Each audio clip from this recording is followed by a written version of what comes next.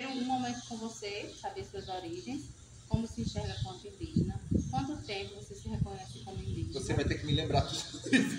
Pronto, então eu lembro. E algumas coisas relacionadas à sua vida como professor. Certo. Alguns aspectos que você vê em relação à educação. E como surgiu a ideia da escola, fala um pouco sobre a escola. Como surgiu a escola, a sua atuação na escola, as origens dos saberes da língua, dos seus saberes da língua tupi. Basicamente isso. E como você me deu um aspecto do cronograma da escola, calendário, né, escolar, eu quero ter mais essa visão. Pronto, eu vou falando, aí a qualquer momento você joga a pergunta que eu continuo. Fica esse clima de conversa, né? Que na hora a repórter fica mais à vontade.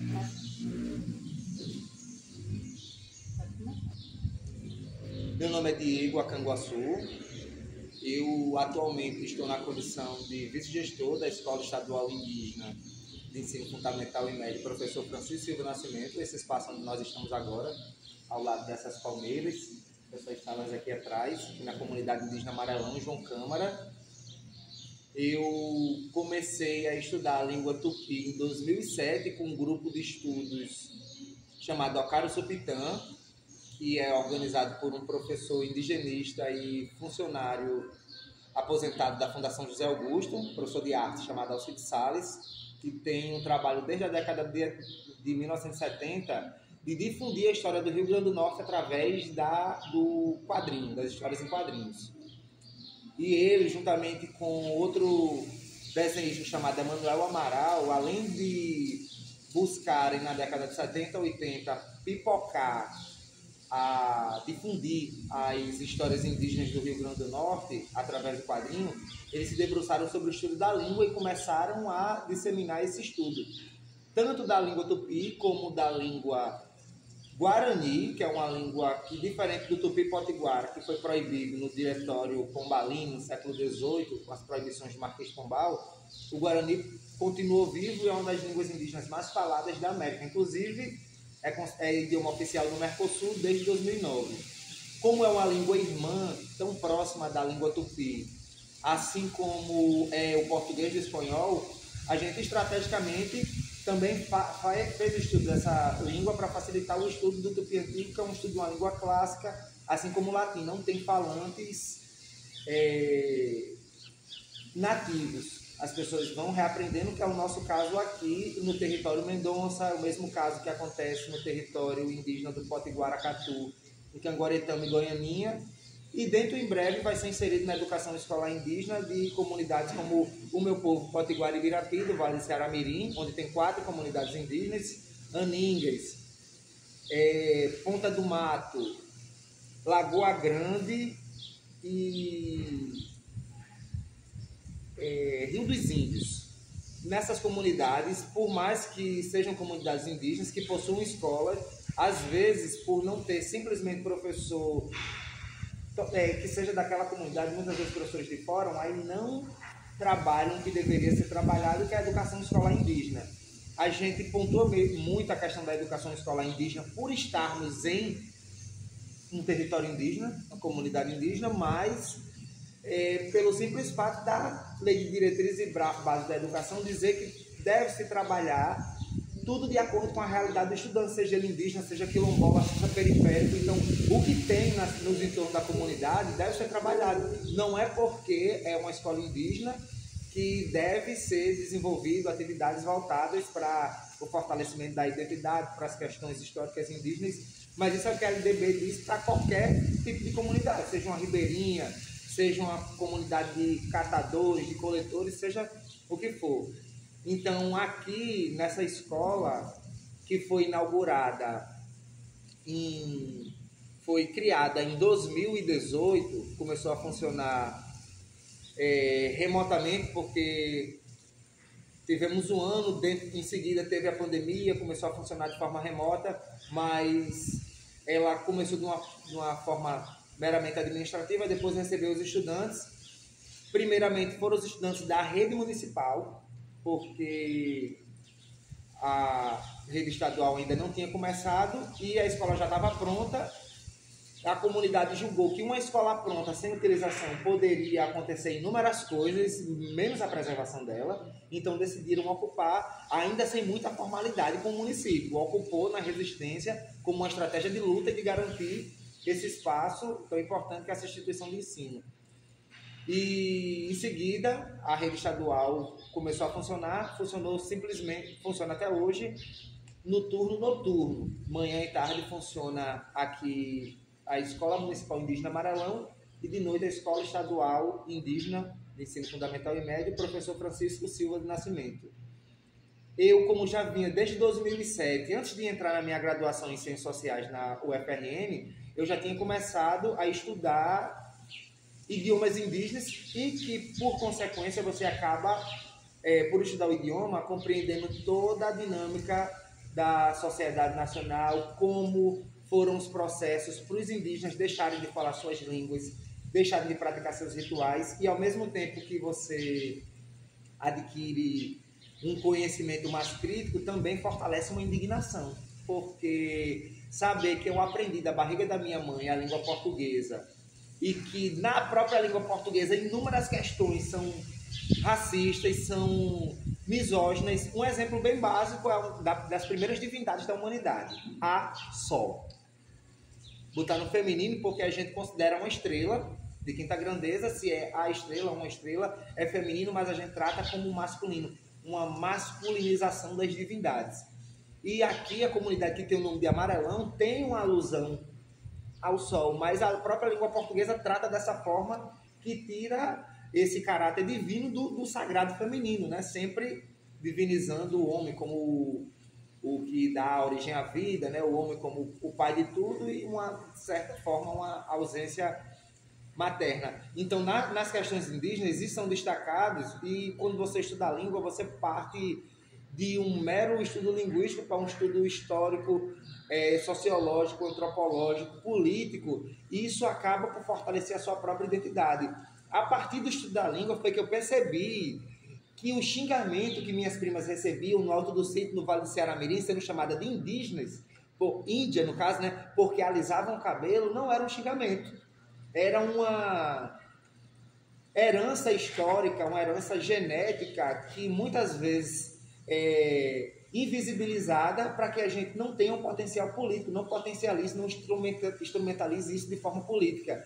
E eu percebi que isso muito forte no Vale do Ceará-Mirim era uma coisa que estava em processo de transformação, assim como aconteceu em João Câmara, Canguaretama e Goianinha, que está o povo Catu, e em Açu, foram as 3 primeiras comunidades que há 20 anos atrás, em 2005, deram um grito de resistência na Assembleia Legislativa e falaram que os indígenas existiam, mesmo falando a língua portuguesa, mesmo sendo católicos, evangélicos ou de qualquer outra religião que não tenha diretamente uma ligação com as culturas indígenas, ou sendo ateu, não importa, né, o seu credo, como é a cor da pele ou o fenotipo, porque muitas vezes pensam, o indígena não pode ter a pele branca, mas se em 500 anos de contato com povos de pele branca, com processos de miscigenação forçado, diga-se de passagem, a gente está hoje, é o final de agosto, hoje é 29 de agosto, ontem, aqui nessa mesma escola, foi desenvolvida uma culminância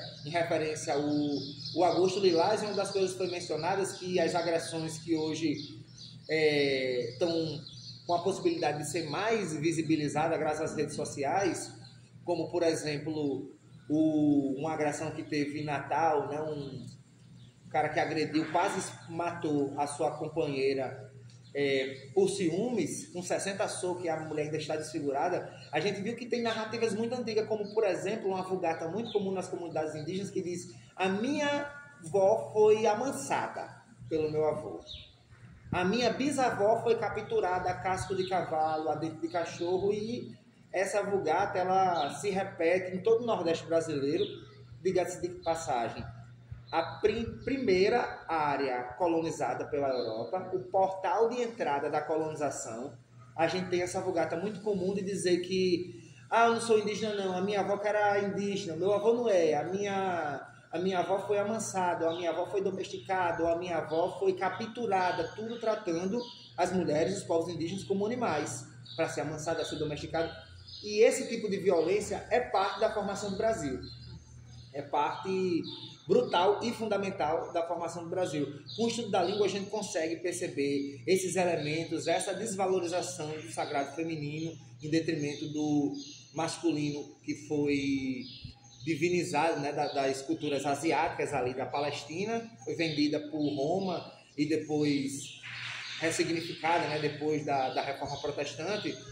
Mas aqui, esse estudo da língua tupi, essa revitalização ou essa retomada, que é um termo interessante, que dialoga com a retomada da terra, ela caminha muito intimamente com a luta política, com a educação escolar indígena, tanto que a língua tupi é um componente curricular da formação geral básica da educação escolar indígena. Né? Tem o Bem Viver, que é um componente também curricular, que está sendo desenvolvido pela rede municipal, que envolve direitos humanos, práticas culturais, e a língua tupi, que é geral para a rede estadual e municipal aqui em João Câmara, para as escolas indígenas. Em 2017, 10 anos depois de eu iniciar os estudos da língua tupi, eu fui convidado para vir ministrar esse componente curricular na educação escolar indígena. Mas, desde 2011...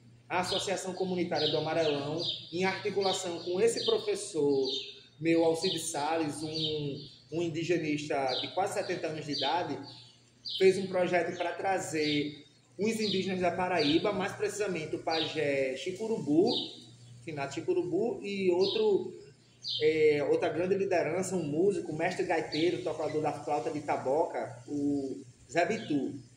Ambos já se encantaram, ambos já faleceram, e eles vieram com um projeto denominado Flauta Cabocla para ensinar a fazer uma flauta de 4 furos, feita de um bambu brasileiro chamado taboca, ou então a taquara, outro material utilizado, e compartilhar umas músicas do Toré. Essas músicas do Toré, algumas a gente traduziu para a língua tupi, outras a gente usou outras músicas que o grupo vinha traduzindo das músicas cantadas na comunidade para fortalecer o Toré, não apenas com a flauta que eles vinham trazendo, com as músicas que eles vinham compartilhando, mas para potencializar um estudo da língua tupi junto com esse grupo que se formava do Toré com música, né, com a flauta cabocla. Então, de 2011 até 2017, eu prestei atividades voluntárias na Associação Comunitária do Amarelão. Algumas aulas eram dentro da associação, outras, quando estava mais quente, a gente achava melhor vir para baixo de árvores, né? Não no caso como o Dendê, aqui no caso era cajueiro gigantesco que tínhamos aqui na frente. E era um estudo com os membros da associação e com a juventude que se interessava por participar. 2017, quando chega na educação escolar indígena, eu sou convidado para ministrar aula no ensino fundamental 1. Minha maior dificuldade, diga-se de passagem, por não ter uma formação em pedagogia, pela minha formação ser em ciências humanas, mas antes da formação de ciências humanas eu ter essa formação, digamos assim, que eu fiz uma graduação de 2007 até 2011, o tempo de uma graduação, né, na língua tupi, com esse grupo, o grupo Igapó, que dá origem ao grupo de estudos Ocari-Chupitã, e a gente começa a fazer esses estudos, era 1 hora de aula em cada turma, passando nas 3 comunidades que o município atendia, que era o Serrote de São Bento, o Amarelão e o assentamento Santa Terezinha. E no ano seguinte eu fui para o ensino fundamental 2, ministrar a língua tupi e história, já que no ensino fundamental 2 não tem sociologia. Em 2019 eu vou para o ensino médio, aí depois tem a questão da pandemia, a gente fica com atividades remotas, que foi um ano de perda. A gente tentou de forma paliativa utilizar atividades remotas impressas, entregando a cada estudante, por causa do problema de internet aqui no território Mendonça, em João Câmara, no Rio Grande do Norte, que não tem, por exemplo, sinal de telefone. Vocês podem verificar no telefone de vocês, não tem torre nenhuma. Hoje tem sinal de internet, a Associação Comunitária foi a primeira a disponibilizar gratuitamente uma internet aberta. Hoje temos na escola, temos nas outras 2 escolas dos outros territórios. E hoje a língua tupi está aqui nessa escola, no ensino infantil, no Fundamental 1 e 2, no ensino médio e na educação de jovens e adultos. Tanto a educação de jovens e adultos na modalidade fundamental, quanto na modalidade de ensino técnico. Temos aqui o curso técnico em logística para a educação de jovens e adultos. O que você pode descrever sobre as metodologias usadas? Como é que você estuda sobre plantas, ensina aspectos religiosos? O que mais você consegue enxergar?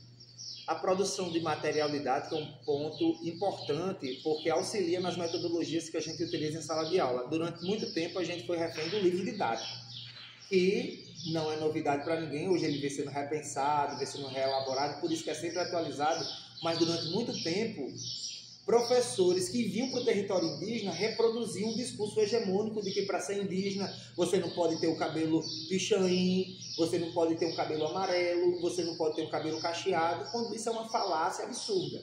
Nenhum povo do planeta, de nenhum continente, tem uma homogeneidade fenotípica a que foi atribuída aos povos indígenas. Nenhum povo indígena tem essas características semelhantes. Por exemplo, ser tudo baixinho, como dizem que a maior parte dos potiguaras são, ou ser tudo grande, como os famigerados tapuias. Não, tem uma diversidade gigantesca. Agora, claro, tenta se encontrar padrão, mas que não faz jus à realidade. No território, aqui, enquanto metodologia, a gente busca principalmente os saberes dos anciões, os saberes das plantas medicinais, das bezedeiras, das curadeiras, das parteiras, mostrando que elas não estão abaixo, no caso de bezedeiras, parteiras e curandeiras, não estão abaixo do Sistema Único de Saúde. Elas estão alinhadas com ele. Elas trabalham de uma forma e o Sistema de Saúde trabalha de outra forma. Né? Assim, tem o SUS aqui, a gente teve uma felicidade muito grande quando vieram médicos cubanos, porque eles dialogavam muito bem com essa perspectiva indígena de se medicar através da fitoterapia.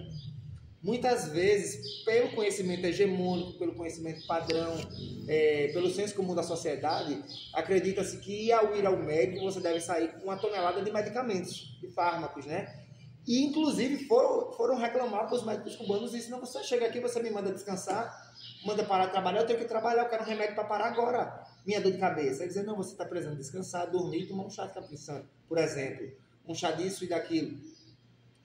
Tanto a gente evidencia como a gente busca incluir na produção de material didático esse tipo de detalhe, de particularidade que deve estar na educação escolar indígena, porque faz parte da educação indígena, faz parte do dia a dia. O manejo com a castanha, a prática de caça, o uso de determinados venenos de animais ou banha como forma de se medicar ou de se alimentar, o uso de inúmeras plantas, por exemplo, a ameixa, que é conhecida como ameixa. A casca da ameixa é super utilizada por gestantes que fazem cesárea e tem uma potência gigantesca. Um exemplo disso é uma das principais lideranças daqui do Rio Grande do Norte, do território Mendonça, Thaís, que está na festa da castanha agora.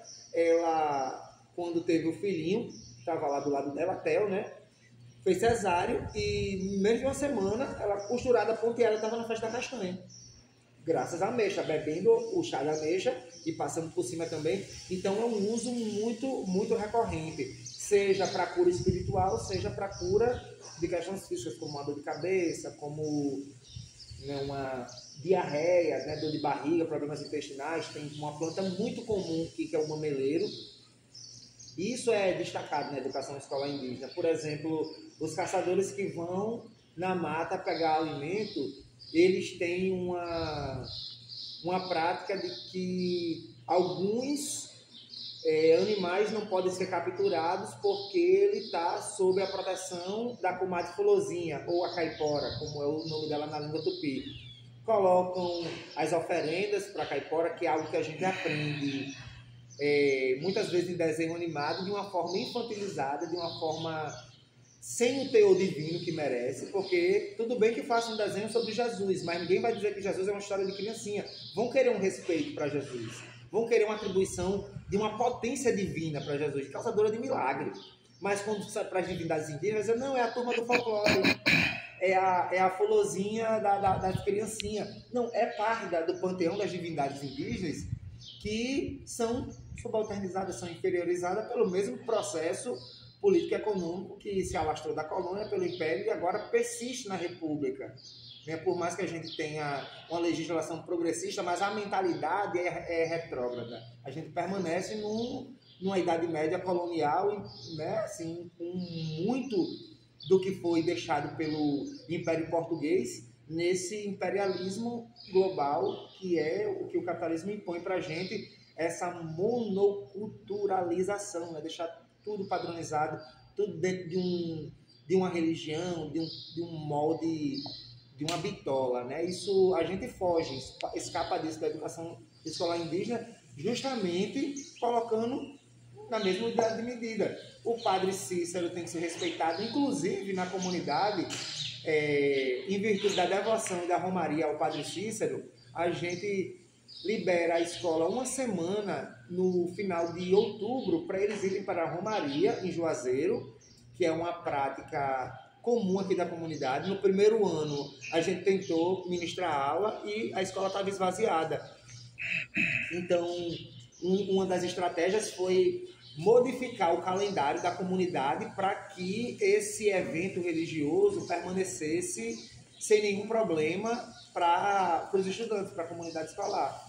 Então, isso está incluso também na educação escolar indígena, né? O culto de santos, como é o caso desse santo popular, que ainda não foi reconhecido como santo, mas pelo Nordeste, pelo povo mendonça, considerado um santo milagreiro, um santo extremamente importante, seja por causa, a gente modifica também a prática pedagógica, tirando determinadas questões dos livros didáticos como a perspectiva de descobrimento, ou tratar movimentos sociais contemporâneos como o movimento das trabalhadores sem terra, tratar uma ocupação deles como invasão, como muitas vezes é noticiado.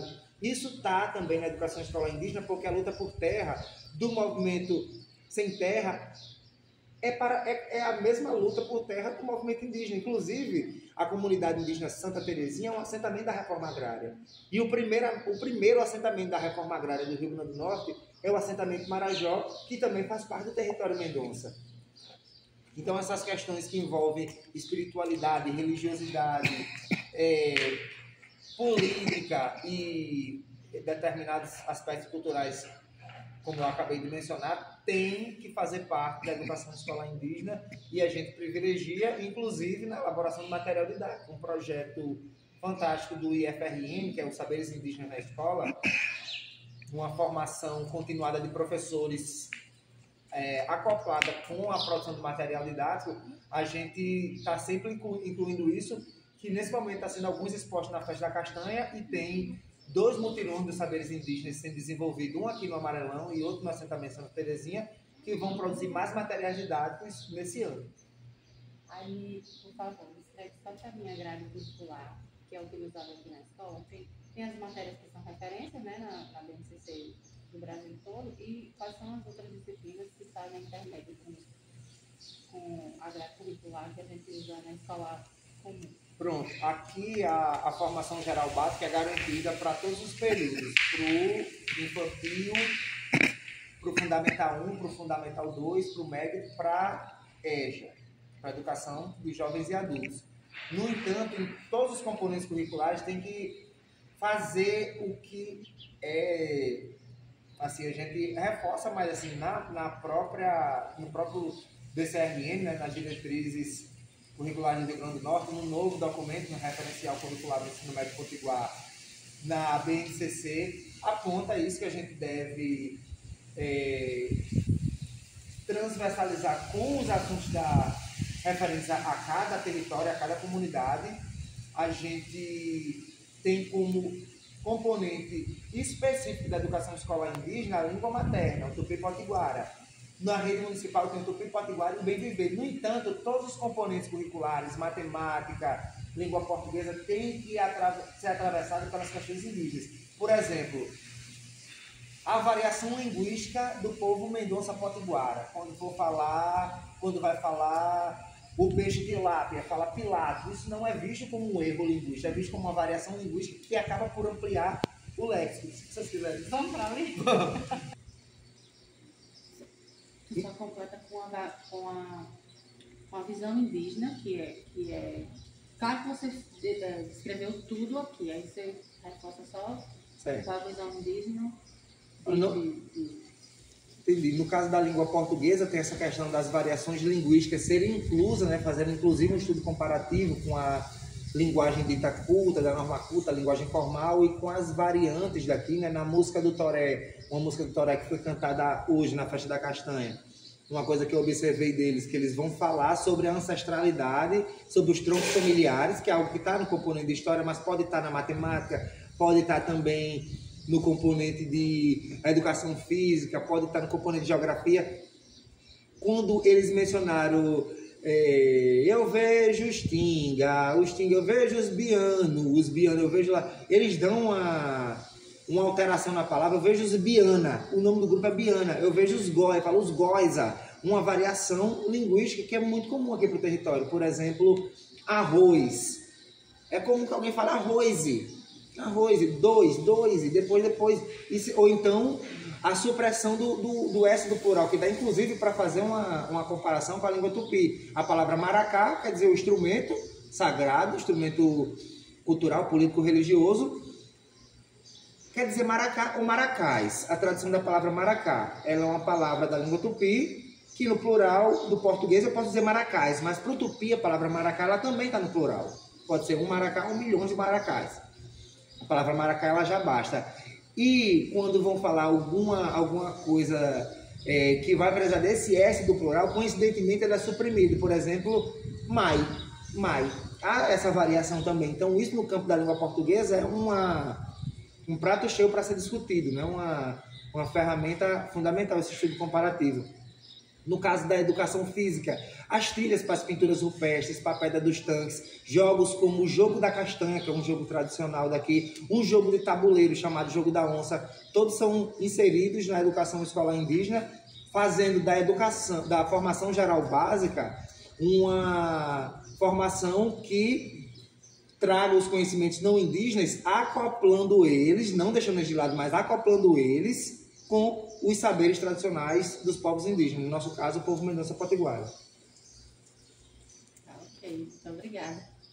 Namba Eruan. Perfeito. Mais uma?